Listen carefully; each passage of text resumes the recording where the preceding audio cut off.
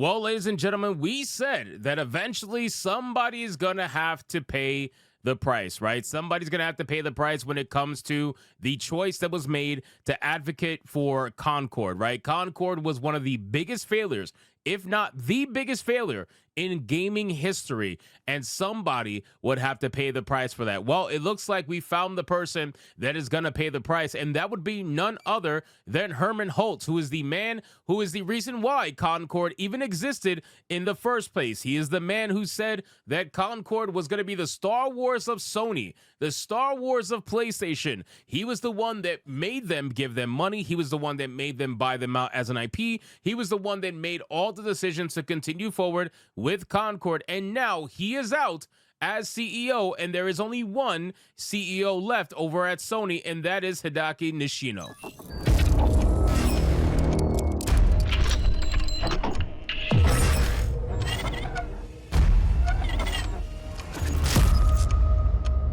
Yes, ladies and gentlemen, Hermen Hulst is out as CEO over at Sony, and that is rightfully so, considering what his decisions were doing to the company itself, which were never good things. I mean, Sony was taking hit after hit after hit, and when you look at some of the biggest failures in Sony over the last couple of years, and you see who was the one who was the driving factor behind that failure, it's none other than Hermen Hulst. So let's get into this article from That Park Place. But of course, before we do, if you are new here, just consider hitting that subscribe button. I would greatly appreciate it, and like the video to push us out into that YouTube algorithm. So the article says Concord advocate Hermen Hulst has been demoted at Sony as Hideaki, I don't know how to say that first name, Hideaki Nishino takes over as sole Sony Interactive Entertainment CEO. A dramatic restructuring at Sony Interactive Entertainment has seen the company abandon its short-lived dual CEO structure, removing Hermen Hulst from his co-CEO position and leaving Nishino as the sole leader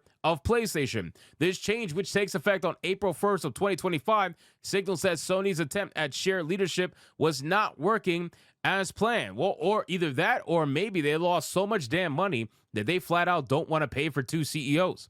It could be that too. You know what I mean? It might not just be the simple fact of he did a bad job, so they want to get rid of him. Of course, that's part of it. But ultimately, the amount of money that Sony lost, perhaps they want to try to make up some of that money by not paying two separate CEOs and just focusing on paying one CEO. It's possible, right? Hulst, who previously led Guerrilla Games and had been a strong advocate for Sony's ill-fated push into live service gaming, will now focus exclusively on PlayStation's first-party studios under the title of CEO Studio Business Group. Meanwhile, Nishino, formerly overseeing hardware, accessories, and PSN, will now control all major business decisions at the head of Sony Interactive Entertainment. In a press release, Nishino expressed gratitude for the opportunity.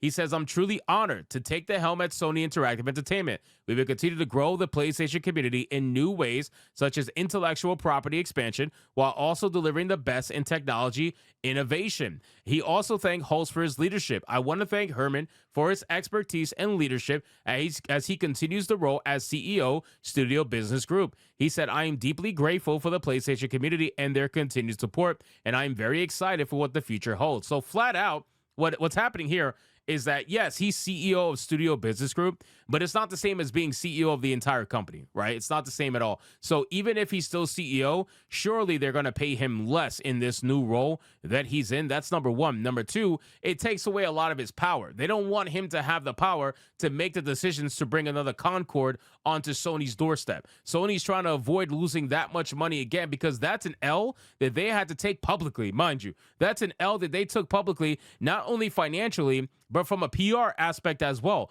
Imagine releasing a video game that you were trying to tell everybody was going to be the next Star Wars for Sony, and the game died in 10 days. Imagine having to make that decision. Imagine having to pull the plug on a video game like that one of your CEOs tried to convince everybody was the greatest idea ever. Imagine doing that and then trying to show your face publicly again. It's pretty bad. Hulst's demotion is part of a larger corporate restructuring within Sony Group.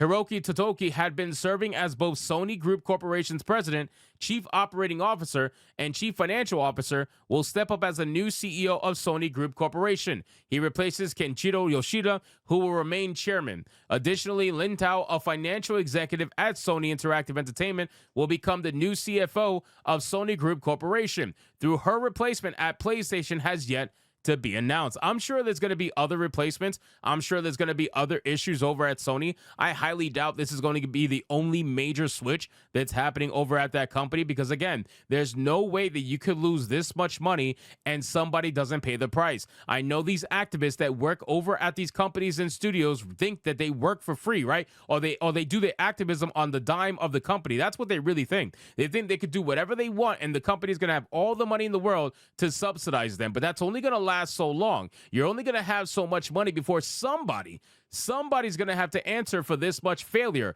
And now that we see one of the biggest failure in gaming by far, the person who ends up answering, rightfully, who should be answering, by the way, is the CEO and nobody else.